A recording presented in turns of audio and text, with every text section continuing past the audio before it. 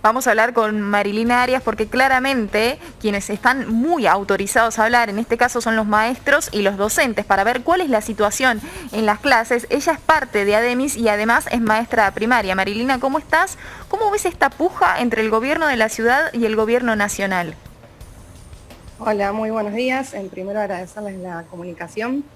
y bueno, por la pregunta particular. Y yo creo que hay mucho de intereses, creo que recién lo decían también al aire, ¿no? de una marketineros, de una campaña política detrás, claramente en un año electoral, donde lo que no está, digamos, sobre la mesa precisamente es la cuestión de la educación realmente y de fondo. Digo, se anunciaron, por ejemplo, el cierre de las escuelas, la suspensión de clases, que era algo que obviamente nosotros venimos planteando, sobre todo al calor de los últimos aumentos de casos de contagios y sobre todo en la región del AMBA, algo que discutimos mucho entre nuestros compañeros y compañeras, porque obviamente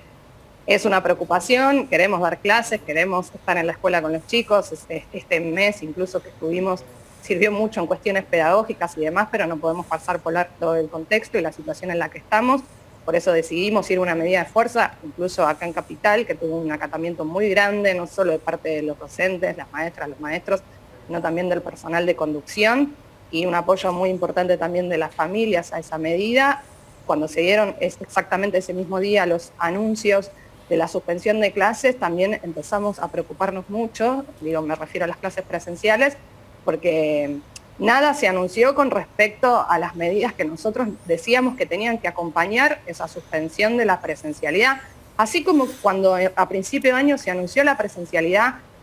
y dijimos que no estaba acompañada de ninguna de las medidas que estábamos planteando, es decir, sin recursos, ahora está sucediendo exactamente lo mismo. Se anunció un cierre de escuelas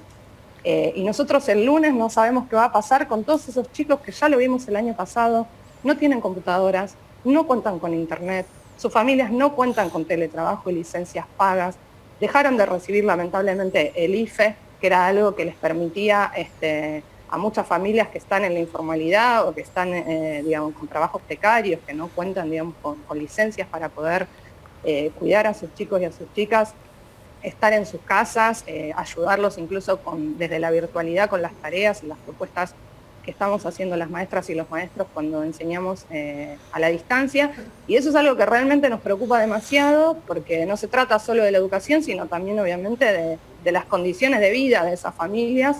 que obviamente los golpeó la pandemia y que los gobiernos, digamos, en sus medidas que anuncian, no dan respuesta a esa realidad. Es decir, hoy tenemos una suspensión de clases en todo el AMBA y honestamente nosotros estamos muy preocupados, hicimos el relevamiento con mis compañeros, mis compañeras en las escuelas, sabemos que hay chicos y chicas que van a quedar excluidos del sistema educativo, así como quedan excluidos más de 20.000 chicos al año porque no consiguen vacantes en escuelas públicas de la ciudad de Buenos Aires, esta vez van a quedar excluidos porque el gobierno no da respuesta al problema de la falta de conectividad cuando es algo muy sencillo. Incluso debería decretarse que las empresas de telecomunicaciones liberen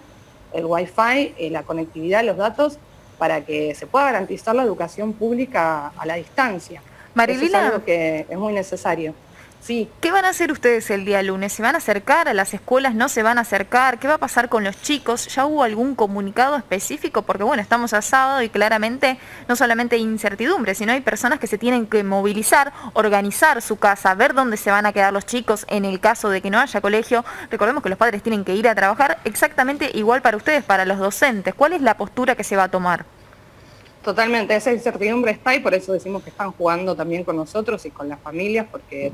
los grupos de escuelas y de padres están permanentemente preguntando ¿y qué va a pasar y qué va a pasar? En nuestro caso lo mismo, digo, no sabemos si vamos a tener que ir o no, o sea, esta duda que vos misma planteás la tenemos nosotros. En ese sentido, nosotros ayer sí tuvimos una asamblea del sindicato donde votamos que si hay, digamos, un intento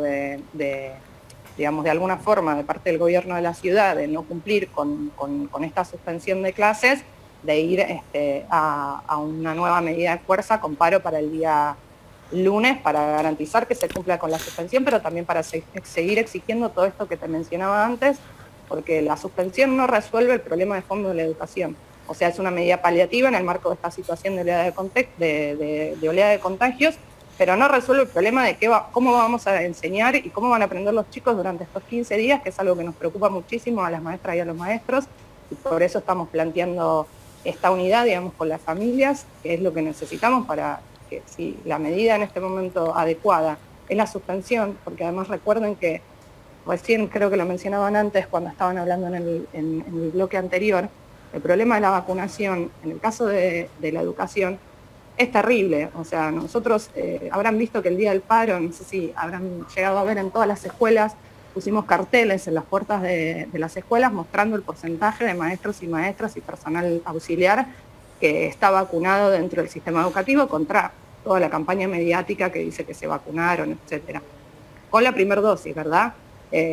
Bueno, mi escuela particularmente somos menos del 10%, y esa es la realidad de la mayoría de las escuelas. Yo soy maestra de primer grado, no recibí ni siquiera la primera dosis, no hay un plan de vacunación serio, entonces realmente esa es una situación que amerita que obviamente también la incluyamos dentro de nuestras demandas, porque sabríamos que incluso si tanto nos preocupa la presencialidad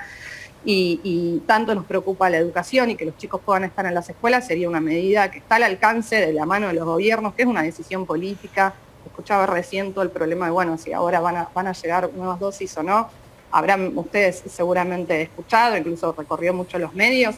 En Garín hay un laboratorio que produce más de 40 millones del componente activo de las vacunas. Nosotros como sindicato también estamos apoyando el proyecto que presentaron desde el Frente de Izquierda, Nicolás del Caño y los diputados de ese bloque, para que se declare de utilidad pública ese laboratorio, que se envasen rápidamente esas vacunas acá y que se pueda distribuir a la población y que se liberen las patentes, que es algo que no podemos permitir, que haya un negocio tan grande especulando sobre la vida de millones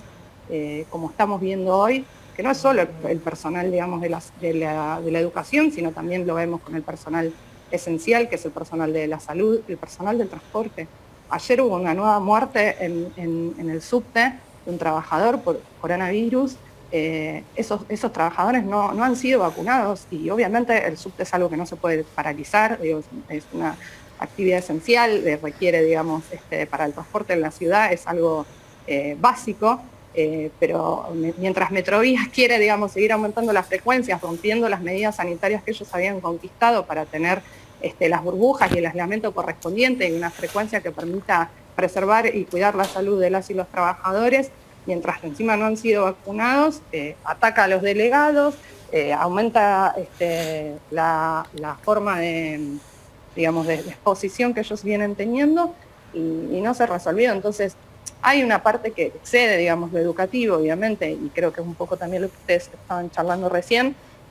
y que incluso hace, digo, a esta situación donde hay muchos trabajadores que se están viendo expuestos, ya sea por ser esenciales o por tener que salir, digamos, a trabajar porque no está resuelta su situación como trabajadores informales de la salud. El gobierno, digo, no anunció ninguna medida que acompañe a esos trabajadores, trabajadoras que son las familias de nuestros chicos también. Entonces no podemos ser ajenos a eso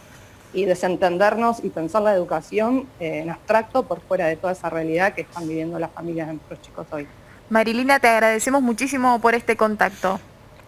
Te puedo aprovechar que estoy al aire y enviar, ya que estamos, un saludo muy grande desde acá a las trabajadoras de la salud que están en la primera línea en Neuquén,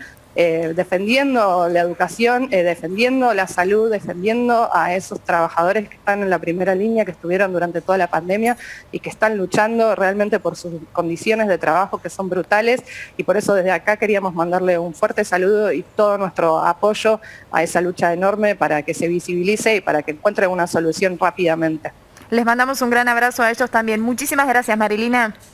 No, gracias a ustedes.